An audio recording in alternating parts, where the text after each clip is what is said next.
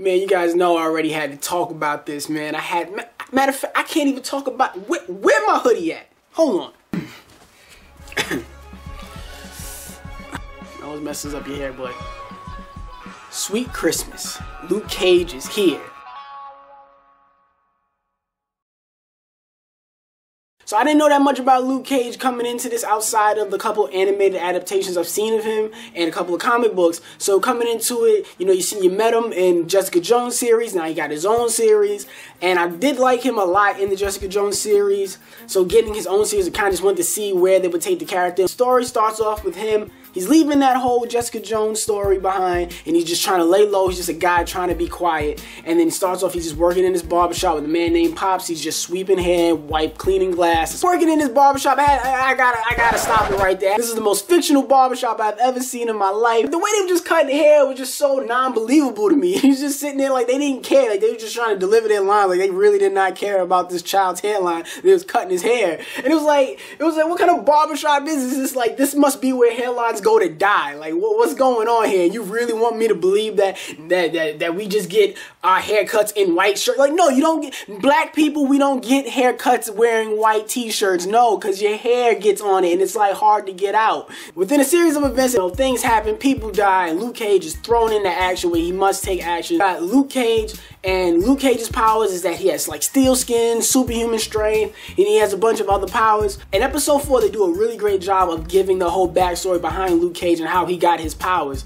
And throughout the series, Luke Cage is almost like a black Superman because he's bulletproof. He's a bulletproof black man in a hoodie. And as great as that is to see in now times, it does, like, that's a great image. It's such inspirational image to see now. But the issue with that is that it makes action scenes less thrilling because you know he's walking in there winning. Like, you don't have that same thrill as like when you saw a Daredevil. I like the fact that they didn't make this whole series so action based. Like, each episode had action in it. Like, this is what made Luke Cage great, and what made somebody like a Superman and the way they adapt Superman in the movies fail is the fact that they made the world around him interesting. They made the characters around him interesting. They gave everybody depth. The action scenes were still good. Granted, he had his own, I don't know what it is between Marvel, Netflix, and always. They got a thing for him, and they always look great. He had his great little action scene in there, but like, you know, he can beat the villains within the series, which is something that Daredevil didn't have. It was like, oh shit, when you saw Daredevil fight Wilson Fisk, you was like, oh, I don't even.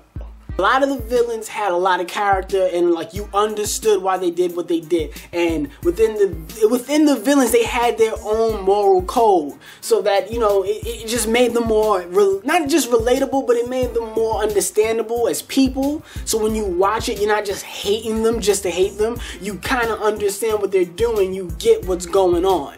And that's one thing with this series was great. The character depth within every single character was great, except Rosario Dawson's character. I just have a gripe with what they did with her character. It was like, it was going great. It was going so good. It was going so good. And then right there at the end, by that last episode, it was just like they you know, I was like,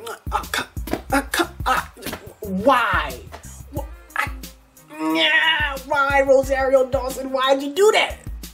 I just couldn't get with it. Why I think the series was so great, why I think you should watch it, is the story. The story within the characters and how the story is told and what the message behind this show is bringing. There's so many different messages. Granted, there's a lot of Easter eggs going on, but one thing about this series is just that I personally had to connect with it. It's just not the fact that it was just so black. It was just it was just not just black, but it was just so inspiring. It was like, even within the villains, like, they had this sense of like, you live in Harlem, and Harlem is the heart of black creativity, and so many great black people have come from here, and just knowing your history. And even within Luke Cage, he was just such a prideful black man. Like, he understood the skin that he walked in. It covered so much between dealing with the way how black people are seen by the police. And that's another thing that I wanted to touch on in this video. Just the cops in this show,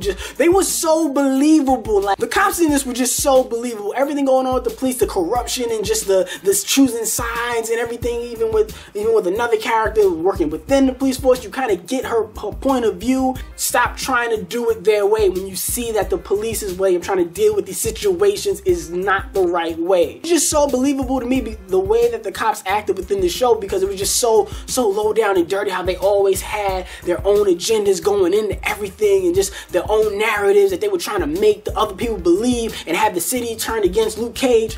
And it was just so believable to me and the police within the show did the same thing that police do in real life. Tried to cover up and hide, you know, an incident between a couple bad cops to protect the overall image of the police as a thing, which I think is stupid because it happens in real life a lot. And I think it's stupid because I'm just like, why can't the police be almost in a sense like the NFL, where the NFL has its players, and like whenever even outside of the football field, the NFL players represent the NFL. So why can't the cops and the police represent that badge? Why can't everything that they do represent a badge? That the badge is supposed to represent justice and liberty and protecting the people, and that when the cops do something wrong, they're not protecting that image. So they should go and you should get better cops and train better cops. Why can't you do that instead of protecting that? Because if we don't, then the people don't trust the cops. Well, there's a lot of people who don't trust the cops, and that was just, to me, that's just an issue that I saw within the show that is like, that was so real, and I very much appreciated it. Like, even the people within it were just so real and heartfelt performances by everybody. You know,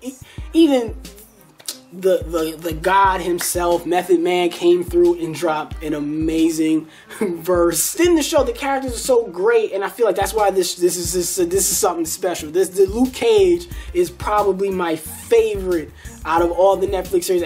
There was so much depth within the community that Luke Cage took place in. So it wasn't Luke Cage himself that made him great. It was the community and everybody around him that made him so great and made the show amazing. So yeah, as you can see, I loved it.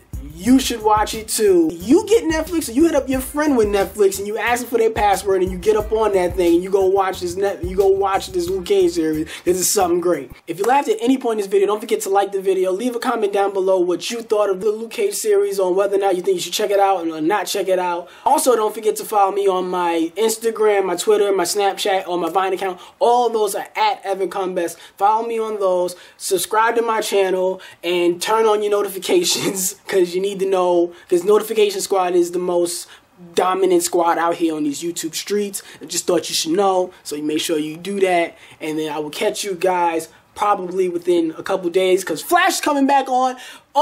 And I ain't got no friends to talk to the Flash about, so I gotta make a video about it. So I'll see y'all after the Flash.